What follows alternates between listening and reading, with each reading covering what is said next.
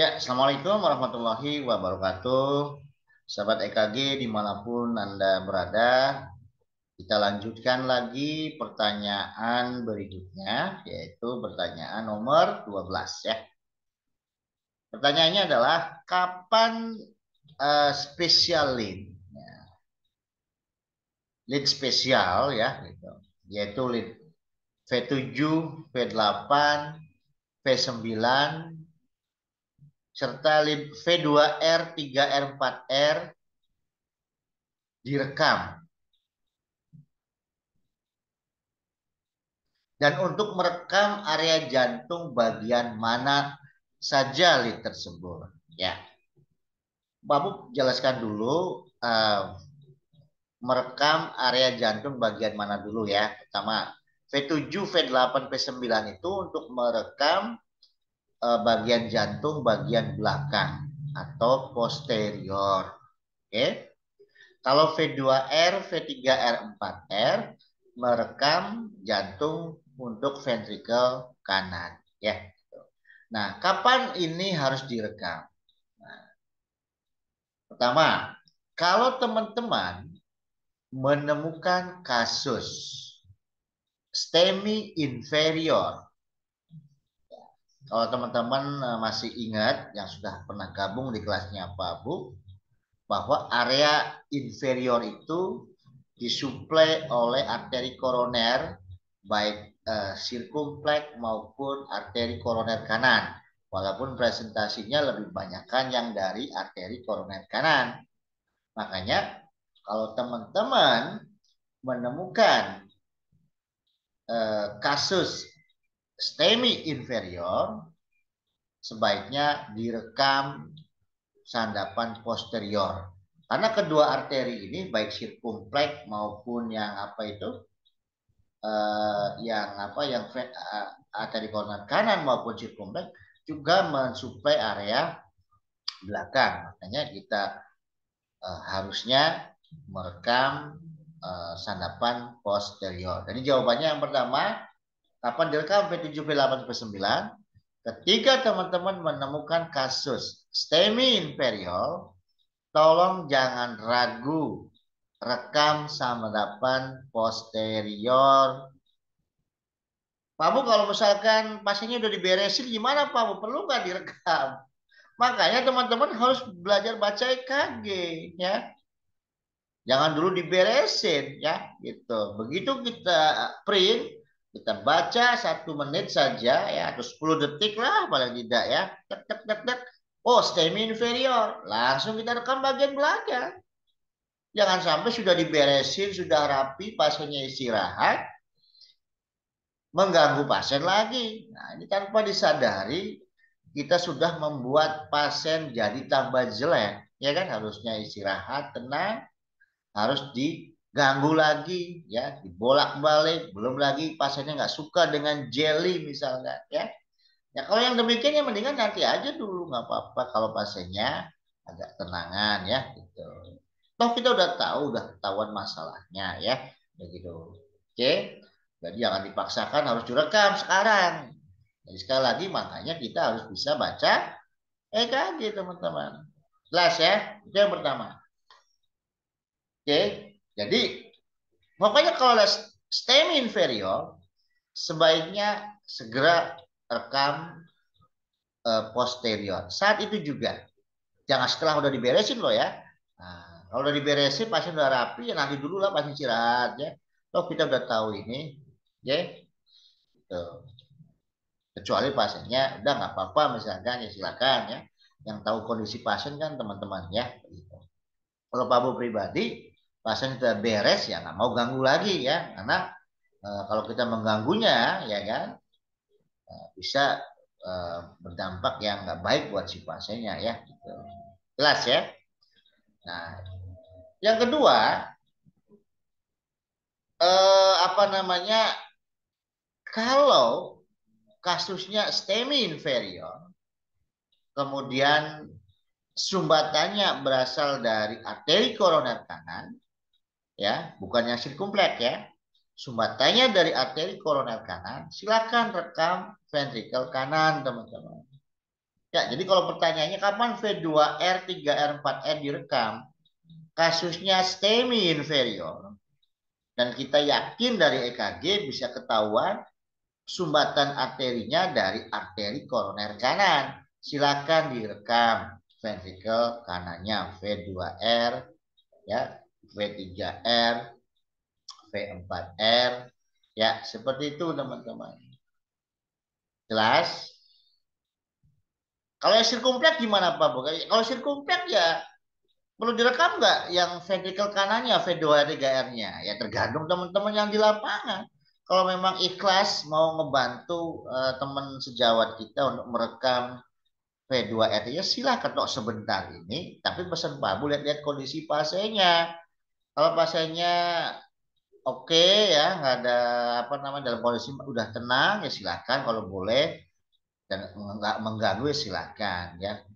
Tapi kalau misalkan Sumateranya sirkumpleks ya, terus apa namanya pasiennya lagi dia ngapain kita direkam sih orang kita apa namanya dari EKG udah ketahuan Sumateranya dari sirkumpleks kok mau direkam ya gitu. Tapi sekali lagi kalau mau nolong ya silakan ya. Oke. Tapi ingat mau Sumateranya dari arteri koroner kanan maupun sirkumpleks, ingat kondisi pasiennya. Makanya harus bisa baca EKG ya begitu. Pak Bu apa sih cirinya kalau sumbatannya dari arteri koroner kanan, STEMI inferiornya, atau sumbatannya dari arteri sirkumpleks, eh, STEMI inferiornya?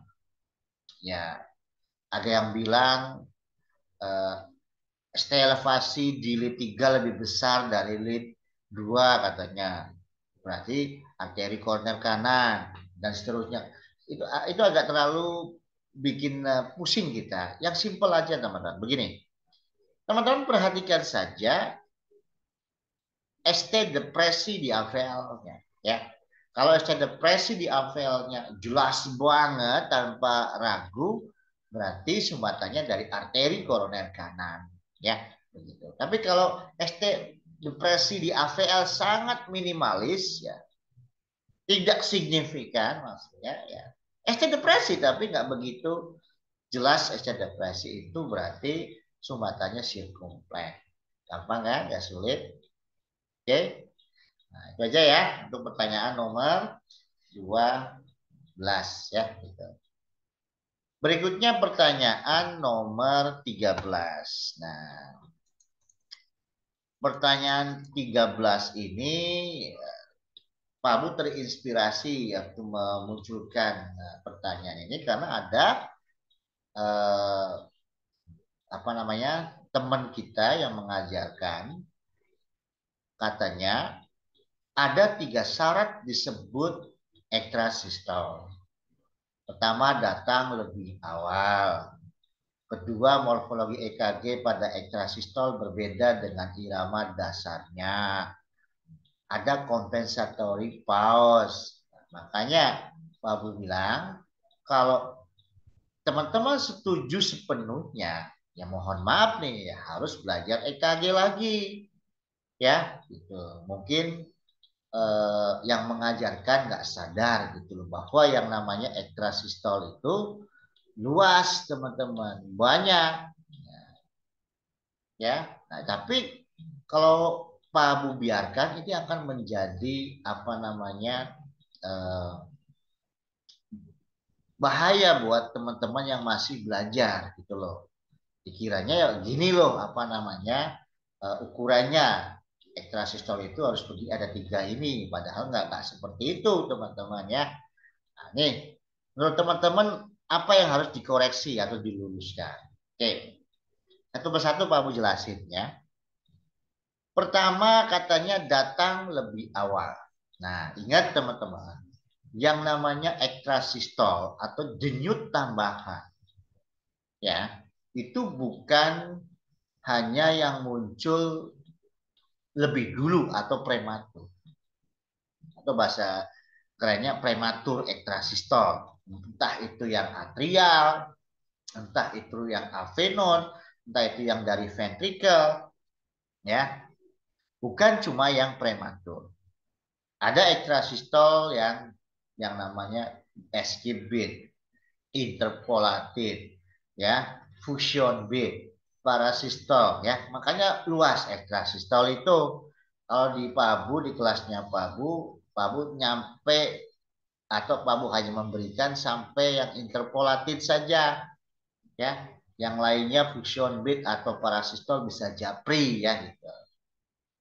Nah, jadi nggak selamanya muncul lebih awal. Tapi kalau yang jenis yang prematur dipastikan betul kalau muncul atau munculnya lebih awal. Jadi misalkan begini nih teman-teman, kompleks QRS yang normal, oke, ke kompleks QRS yang normal misalkan jaraknya 5. Nah, nanti muncul lagi kompleks QRS berikutnya misalkan baru 3 muncul, ini namanya prematur. Itu muncul lebih awal, ya gitu. Hanya berlaku untuk yang prematur. Jelas ya? Oke, lanjut. Yang kedua, morfologi EKG pada ekstrasistol berbeda dengan irama dasar. Kalau ekstrasistolnya dari atas ventrikel mungkin beda. Seperti gelombang P, ya. Gelombang P yang dari atrial atau atrial ekstrasistol beda bentuknya dengan gelombang P yang sumber pacemakernya dari S anode, ya. Bisa beda, ya, begitu. Kompleks QRS-nya beda nggak Pak Bu? Ya kalau nggak ada masalah konduksi, ya semuanya siap dilalui impuls, tidak dalam kondisi yang refraktor, ya normal kompleks QRS-nya sempit, ya. Q ada, kompleks R ada, S ada, sempit kompleks QRS-nya, ya begitu. Tapi bisa saja kompleks QRS-nya beda gitu loh. Yang aslinya mungkin nggak ada gelombang Q-nya, yang ini tidak ada. Tapi itu jarang sekali, ya. Jadi kalau memang tidak ada masalah konduksi di bawahnya, itu biasanya sama kompleks QRS-nya dengan kompleks QRS yang dari S anode gitu teman. Sama dari S anode yang sumbernya dari S anode maksudnya, ya. Begitu. Jadi nggak selamanya beda, ya. Gitu. Ya, yang kedua. Nah, yang ketiga, teman-teman, ini yang agak fatal juga nih. Katanya ada compensatory pause. Makanya teman-teman harus paham dulu apa sih yang dimaksud dengan compensatory pause. Yang namanya compensatory pause itu terjadi pada kasus ekstrasistol yang prematur, teman-teman. Ya. Ya, apa itu babu compensatory pause itu? Sekali lagi, hanya untuk yang prematur, bukan yang pada escape beat, interpolated atau fusion beat, ya gitu. Hanya pada yang prematur. Jadi pada kasus, makanya ini kadang-kadang diabaikan yang namanya kompensatory atau uncompensatory, ini jangan diabaikan teman-teman, ya. Makanya Pak Bu di kelas nggak Pak Bu singgung nih, tapi berhubung ada yang memunculkan, biar tidak salah paham, ya Pak Bu jelaskan lagi, ya. Begini. Jadi yang dimaksud dengan compensatory pause itu adalah jeda atau pause setelah kompleks QRS ekstrasistol. Jadi ada ekstrasistol nih yang prematur, entah itu atrial, entah itu ventricle, ya. Nanti ada jeda, ya. Oke. Nah, apakah ada compensatory pause atau tidak? Nah, untuk memastikan ada atau tidak compensatory pause, teman-teman harus mengukurnya. Bagaimana cara mengukurnya? Teman-teman harus mengukur yang namanya RR interval antara gelombang R kompleks QRS sebelum kompleks QRS, sebelum ekstrasistol maksudnya, dan gelombang R kompleks QRS setelah ekstrasistol. Berapa jaraknya? Misalkan jaraknya 10, ya. Nah, kalau 10 ini adalah persis 2 kali RR interval kompleks QRS yang dari S anode. Misalnya dari S anode-nya RR intervalnya 5. Kalau 2 kali berarti 10. Jadi sama persis 2 kali ya kan. Itu dinamakan ada compensatory pause. Jelas teman-teman? Jelas ya? Nah, sayangnya teman-teman yang kalau Pak Bu apa namanya amati di lapangan itu yang namanya compensatory pause ya atau yang ada compensatory pause itu umumnya pada kasus prematur ventricle ya pada kasus ekstrasistol yang prematur yang berasal dari ventricle atau VVC teman-teman ya itu biasanya ada compensatory pulse. Kalau yang dari atas ventricle entah itu atrial entah itu avenod itu tidak ada compensatory pulse. Artinya kalau kita ukur ya RR intervalnya yang tadi kompleks QRS sebelum ekstrasistol dan sesudah kompleks QRS tidak persis 2 kalinya. Ya, kalau ekstrasistolnya dari atrial prematurnya ya gitu. Jadi jangan digeneralisir harus ada compensatory pause ya gitu. Jadi umumnya tidak ada compensatory pause kalau prematurnya dari atas ventricle. Umumnya ada compensatory pause kalau prematurnya dari ventricle. Kok demikian Pak Bu? Kalau ekstrasistolnya dari atas ventricle, itu kan jaraknya lebih dekat dengan SA, ya enggak? Jadi ada campur tangan atau mensupresi S anode bisa terjadi. Makanya S anode-nya bisa terganggu. Makanya umumnya tidak ada compensatory pause. Tapi kalau prematurnya dari ventricle itu kan jauh jaraknya lebih jauh dibandingkan ekstrasistol yang dari atria dari atas ventricle maksudnya ya lebih apa kesempatan untuk mensupresi atau mencampuri urusan S anode itu sedikit sekali. Makanya umumnya tidak apa ada compensatory pause gitu loh. Jelas ya? Sekali lagi, yang dari atas ventricle umumnya tidak ada compensatory pause. Kalau dari ventricle umumnya ada compensatory pause. Kenapa di atas ventricle umumnya tidak ada? Karena lebih dekat dengan S anode, ya kesempatan untuk mensupresi atau mencampuri S anode mengeluarkan impuls bisa terjadi, ya begitu. Makanya tidak ada compensatory pause pada umumnya. Tapi kalau di ventricle kenapa ada compensatory pause ya tidak mencampuri urusan S anode ya. Jelas ya teman-teman ya? Nah, itu dia. Oke, lanjut. Satu pertanyaan lagi ya. Yang nomor 14. Apa yang dimaksud dengan compensatory pause? Tadi barusan ya Pak Bu jawab. Pak Bu ulangi lagi. Jadi compensatory pause itu hanya untuk prematur ekstrasistol ya gitu. Apa itu Pak Bu? Jadi biasanya kalau ada prematur ekstrasistol nanti ada jeda ya setelah ekstrasistol itu. Nah, untuk memastikan ada atau tidak compensatory pause, teman-teman harus ukur RR interval ya. RR interval yang mana Pak Bu? Kompleks QRS sebelum ekstrasistol dan sesudah ekstrasistol. Kalau jaraknya persis 2 kali dari RR interval kompleks QRS yang dari S anode, artinya ada compensatory pause. Tapi kalau tidak sama persis berarti tidak ada compensatory pause. Ya, jelas ya teman-teman ya?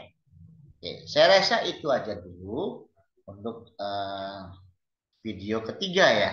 Wah, nanti kita lanjutkan di video keempat atau berikutnya ya. Ya, tetap semangat, jangan di skip videonya, terus disimak dari 1 sampai selesai ya.